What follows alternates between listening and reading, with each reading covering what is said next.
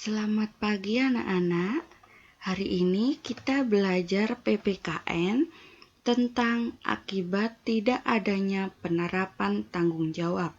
Setelah minggu kemarin kita bahas bersama-sama tentang apa itu hak, apa itu kewajiban, dan apa itu tanggung jawab. Pastinya kalian semua sudah paham ya, apa itu hak, kewajiban, dan tanggung jawab. Sebelum kita memulai pembelajaran hari ini, Miss Yula dan Miss Meta harap kalian harus tetap semangat dan selalu sehat. Oke? Nah, kita di sini akan membahas tentang akibat tidak ada tanggung jawab. Tanggung jawab di mana, Miss? Tanggung jawab di masyarakat sebagai warga negara, tanggung jawab di sekolah sebagai siswa. Yuk kita simak bersama-sama. Akibat tidak adanya tanggung jawab di masyarakat. Orang yang bertanggung jawab akan lebih mudah dipercaya dan dihormati oleh masyarakat. Akan tetapi, jika seseorang tidak menerapkan tanggung jawab di tengah masyarakat, dapat menimbulkan beberapa akibat. Maksudnya, kenapa orang bisa tidak dipercaya dan tidak dihormati? Karena tidak menerapkan tanggung jawab di kehidupan sehari-hari. Jadi, kita sebagai warga masyarakat harus Harus mempunyai tanggung jawab agar dihormati dan dipercaya oleh orang lain. Lalu, akibatnya apa, Miss, jika kita tidak mempunyai tanggung jawab? Nah, akibatnya adalah kita tidak dipercaya dan tidak dihormati oleh masyarakat. Yang kedua, menimbulkan kerusakan lingkungan sekitar. Maksudnya kerusakan lingkungan sekitar seperti apa, Miss? Misal, di dalam masyarakat kita ada kegiatan kerja bakti, gotong royong, dan membersihkan selokan yang ada di kampung biasanya. Nah, jika kita tidak mempunyai tanggung jawab itu, maka kerusakan lingkungan akan timbul seperti banjir, tanah longsor, dan lain sebagainya. Yang ketiga, membuat hubungan sosial dengan masyarakat menjadi tidak baik. Karena apa? Saling iri, bertengkar, itu juga karena akibat tidak adanya tanggung jawab. Nah, kita lihat gambar di bawah ini. Gambar yang pertama yaitu tentang penebangan hutan secara liar. Nah, di sini kalian lihat ya, pohon-pohonnya ditebangi. Lalu untuk ini gambar yang kedua. Orang ini lagi apa? Lagi membuang sampah ke selokan. Selanjutnya kita bahas bersama-sama ya. Gambar yang pertama, penebangan hutan. Sudah tahu kan apa itu hutan? Oke. Hutan merupakan salah satu sumber daya alam yang mempunyai peranan yang sangat penting di lingkungan. Jadi, selain sebagai pemasok oksigen atau penghasil oksigen, hutan juga bermanfaat untuk mencegah banjir, tanah longsor, dan erosi. Jadi, untuk akar-akar pohonnya itu bisa mengikat air di dalam tanah sehingga dapat mencegah erosi yang terdapat yang bisa memicu terjadinya bencana banjir, tanah longsor, dan kebakaran hutan. Lalu, jika pepohonan itu ditebang, apa akibatnya? Jika pohon-pohon itu ditebang dan tanpa ada reboisasi pada musim penghujan, maka apa yang terjadi? Pinter, akan terjadi banjir.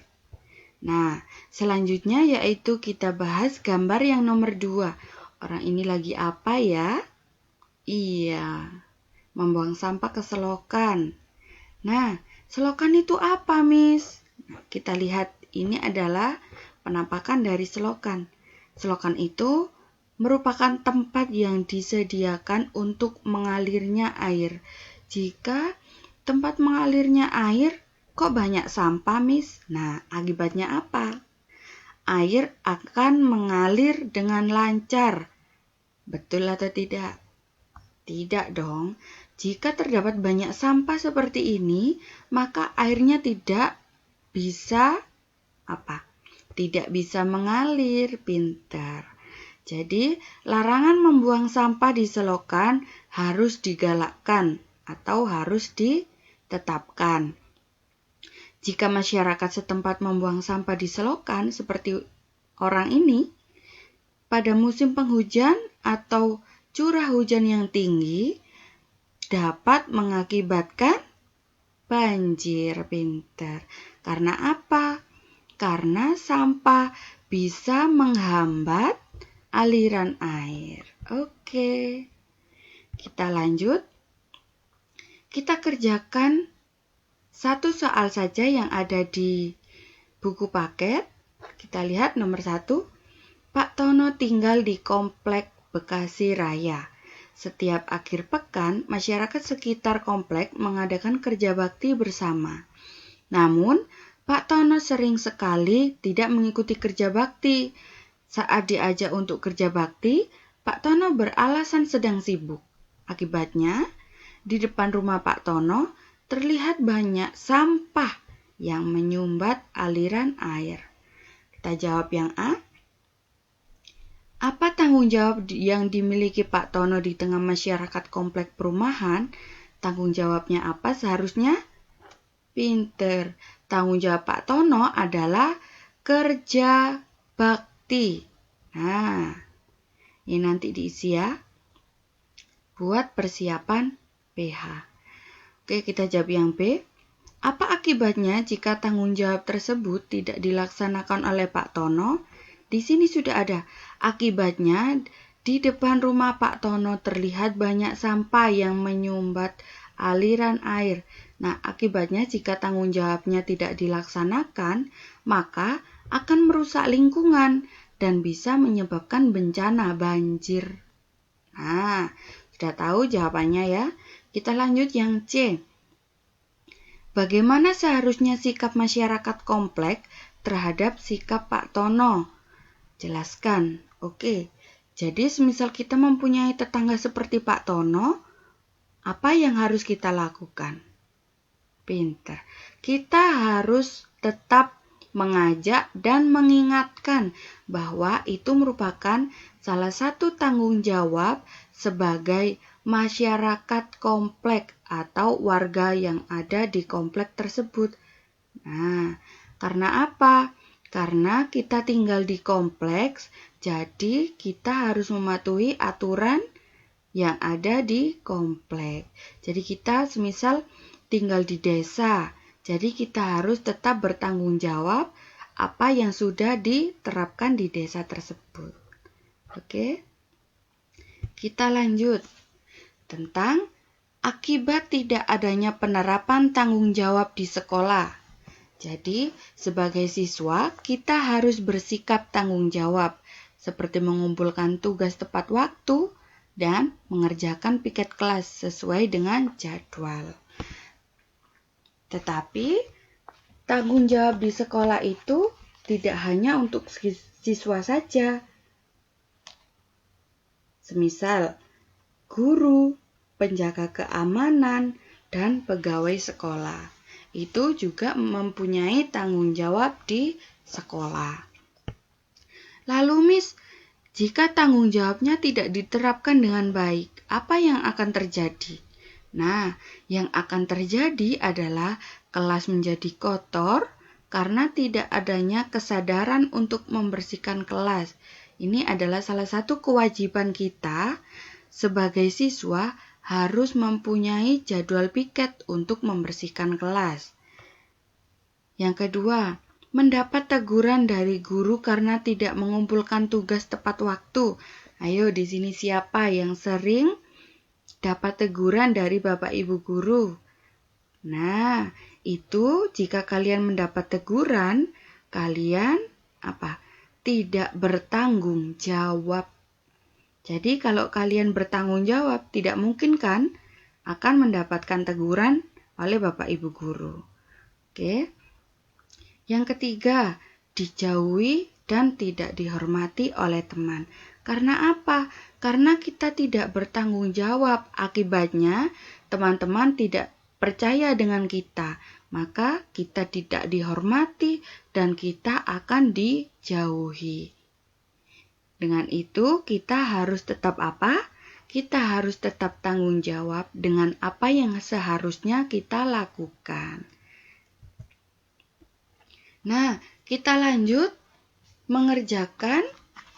mencoba mengerjakan di halaman 73 ya. Oke, yang pertama, Ibu menitipkan sejumlah uang kepada Dedi. Uang tersebut adalah sumbangan untuk teman Dedi yang mengalami musibah. Di jalan, uang tersebut terjatuh dan hilang.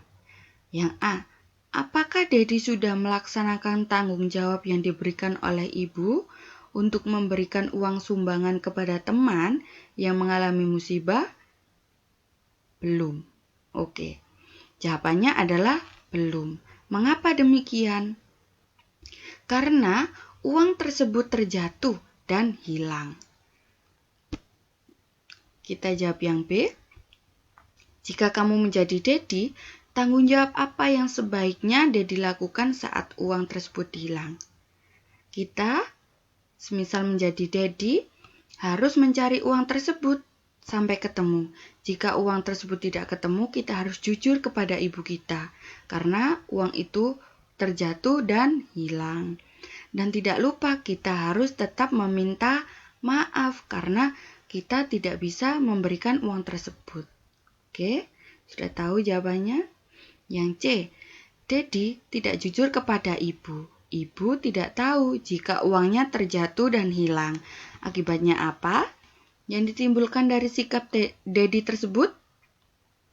Iya, ibu tidak akan percaya lagi kepada Dedi karena Dedi tidak jujur dengan apa yang sudah dilakukan.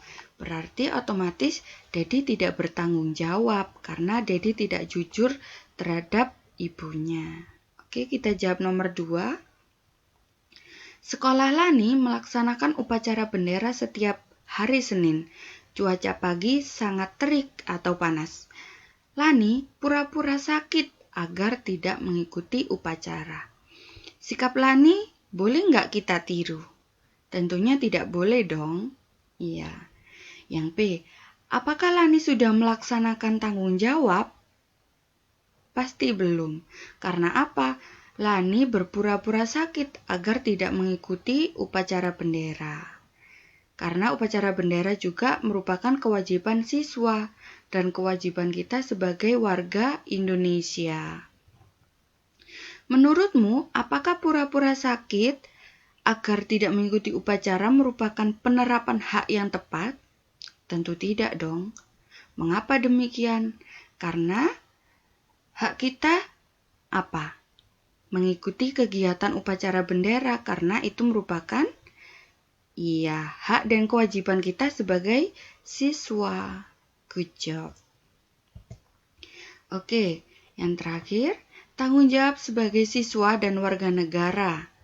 Nah, seseorang yang melaksanakan tugas dan tanggung jawab biasanya melakukannya tanpa menunda-nunda. Oke, jadi kalau semisal kalian menunda-nunda tugas yang diberikan oleh Bapak Ibu guru, kalian tidak akan tidak melaksanakan tanggung jawab. Yang kedua, menunda-nunda tugas yang diberikan dapat berakibat pada terganggunya hak orang lain. Nah, ini juga merupakan jika kalian menunda tugas yang diberikan Bapak Ibu guru, maka kalian juga akan mengganggu. Mengganggu apa? Mengganggu waktu dan hak Bapak Ibu guru untuk istirahat. Nah, berikut hal-hal yang dapat menjaga kita agar menjadi orang bertanggung jawab. Pertama, memahami tugas dan kewajiban diri sendiri. Jadi kita harus paham apa itu hak kita, apa tugas kita, dan apa kewajiban kita. Kita harus paham